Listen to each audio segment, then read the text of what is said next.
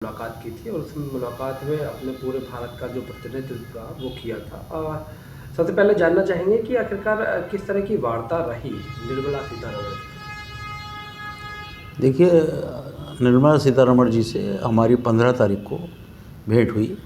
श्री जफ़र इस्लाम जी, जो कि भारतीय जनता पार्टी के राष्ट्रीय प्रवक्ता हैं, उनके नेतृत्व में, और श्री राकेश कुमार जी, जो हमारे EPCH के मेंटोर भी हैं और IEML के डीजी हैं, चेयरमैन हैं, उनके साथ हमारी भेंट हुई निर्मला जी से। और ये जो एक समस्या चल रही है कि 45 दिन के अंदर MSME सप्लायरों को पेमेंट करना है, और भी जो GST से संबंधित समस्याएं थी, उसको लेकर पूरे भारत के निर्यातकों में जो एक परेशानी फैली हुई है, उसको लेकर हम लोगों ने उनसे भेंट की थी। आपने पूरे भारत का प्रतिनिधित्व किया, क्या लगता है कि किस तरह की उम्मीदें हैं उनसे, और अब तक किन निर्यातकों ने इस मुद्दे को उठाया था? देखिए, सबसे पहले जब ये हमारे संज्ञान में आया था तो हमने 20 जनवरी को ईमेल के माध्यम से वित्त मंत्री जी को पत्र लिखा था कि अगर ये 45 दिन की बाध्यता रही तो निर्यातकों को बहुत बड़ी परेशानी होगी। और ये हमारा सौभाग्य है कि निर्यातक एसोसिएशंस की ओर से हमें ही सबसे पहले ये अवसर श्री जफ़र इस्लाम जी और राकेश कुमार जी के प्रयासों से प्राप्त हुआ। और दुर्भाग्यवश इसमें श्री नीरज खन्ना जी को भी हमारे साथ जाना था, लेकिन बीमारी के कारण वो उस दिन नहीं जा पाए। तो हम, जैसे कि आप जानते हैं, मुरादाबाद हैंडीक्राफ्ट एक्सपोर्ट एसोसिएशन का हम महासचिव हैं और एक्सपोर्ट प्रमोशन काउंसिल के एडमिनिस्ट्रेटिव सदस्य हैं। तो सारे भारत के निर्यातक ही हमारे निर्यातक हैं। उनकी परेशानी को लेकर हमने वित्त मंत्री जी के सामने ये परेशानी रखी थी कि ये MSME का पेमेंट होना चाहिए। ये बहुत अच्छी बात है। जो भी बड़ी बड़ी मिल, फैक्ट्रियाँ या इस तरीके के कारोबारी, आटे मिल, दाल मिल, चीनी मिल, इंडस्ट्रिस्ट हैं, उनको जो 6-6 महीने में पेमेंट करते हैं, उनके लिए ये बाध्यता ठीक है। लेकिन निर्यात का जहाँ तक विषय है, हमने उनको एक प्रेजेंटेशन भी बना के दिया माननीय वित्त मंत्री जी को कि निर्यात में 90 दिन माल को बनाने में लगते हैं और 90 दिन पेमेंट आने में लगते हैं।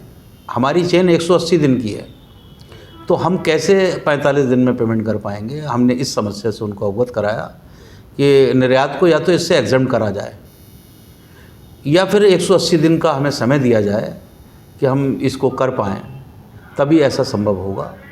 ये पहली बात तो हमने वित्त मंत्री जी के सामने ये रखी थी। क्या किस तरह का जवाब मिला आपको उनकी तरफ से? देखिए, वित्त मंत्री जी का ये कहना था कि भाई हमारे पास निरंतर MSME सप्लायर्स की तरफ से शिकायत आ रही थी कि उनको 6-6 महीने, 8-8 महीने पेमेंट नहीं मिलता है। इसको लेकर पिछले कुछ दिनों में विभिन्न संगठनों के वरिष्ठ लोग उनसे मिले थे, जिसमें कुछ हमारे राष्ट्रीय संगठन भी हैं, कि भाई आपको इस विषय को लागू करना चाहिए। तो सरकार ने इस विषय को लागू किया था, लेकिन ये निर्यात वाली बात किसी ने उनके समक्ष नहीं रखी कि निर्यात को जैसे GST रिफंड भी होता है और हम लोग विदेशी मुद्रा का अर्जन करते हैं। शायद अगर जिन लोगों ने इस कार्य को कराया था, अगर वो निर्यातकों के प्रति सोच थे, तो इसमें कुछ ना कुछ नई चीज़ आती है। तो उन्होंने ये कहा कि हम इस पर विचार करेंगे और हम देखेंगे कि हम इसमें आपकी क्या मदद कर सकते हैं, ऐसा उन्होंने कहा। तो हमें आशा है कि कुछ ना कुछ निर्यातकों को इसमें सहूलियत जल्द ही मिलनी चाहिए। अच्छा, क्योंकि पूरे भारत के निर्यातकों का आपने निर्मला सीतारमण जी से प्रतिनिधित्व किया और आपका एक डेलीगेशन उनसे मिला, जो पूरे भारतवर्ष के जो निर्यातक हैं, उनसे क्या मैसेज आप कन्वे करना चाहेंगे और उन तक क्या संदेश देंगे? देखिए, मैं इससे पहले एक महत्वपूर्ण बात से अवगत कराना चाहता हूँ कि हमने एक विषय और रखा था वित्त मंत्री जी के समक्ष कि GST रिफंड में निर्यातकों को बहुत परेशानी आती है, जबकि कोई निर्यातक अपना बिल देता है और उसके सप्लायर ने GST नहीं जमा करा होता है।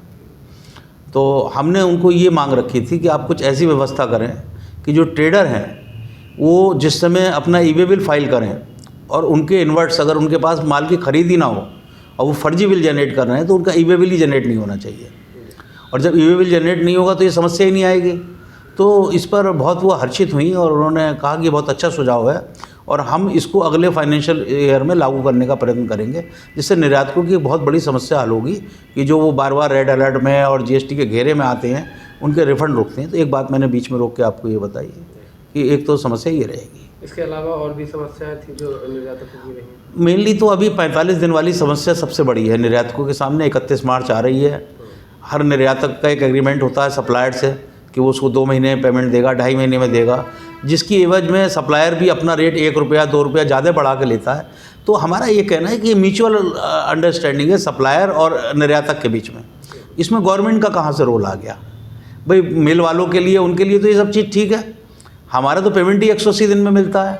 या तो सरकार कोई इस तरीके का कानून लाए कि वो किसी भी कीमत पर इंडिया से बाहर उधार माल ही ना जा पाए, माल निर्यात ही ना हो पाए। जब माल निर्यात नहीं होगा तो फिर सबको पैसा समय से मिलेगा और सब समय से देंगे। सरकार चाहती है कि विदेशी मुद्रा का अर्जन हो, निर्यात के द्वारा जो है वो कारीगरों को खूब काम मिले। 70-80 लाख लोगों को पूरे भारतवर्ष में हस्तशिल्प के द्वारा रोजगार मिलता है। तो हम लोग एक बहुत बड़ा पार्ट है इसका। तो मैं आपके चैनल के माध्यम से भी ये विनती करता हूँ कि निर्यातकों को तुरंत इस परेशानी से निजात दिलाना चाहिए और निर्यातकों को इस विषय से एग्जम्प्ट करना चाहिए। और मैं आशा करता हूँ कि जैसे वित्त मंत्री जी से हमारी श्री राकेश कुमार जी ने वार्ता करी, जफर साहब ने वार्ता की और हमने बात रखी कि वो हमारी बात को समझेंगी और इसका कोई ना कोई ऐसा निराकरण करेंगे जो हम लोगों के चेहरे पर भी खुशी आए।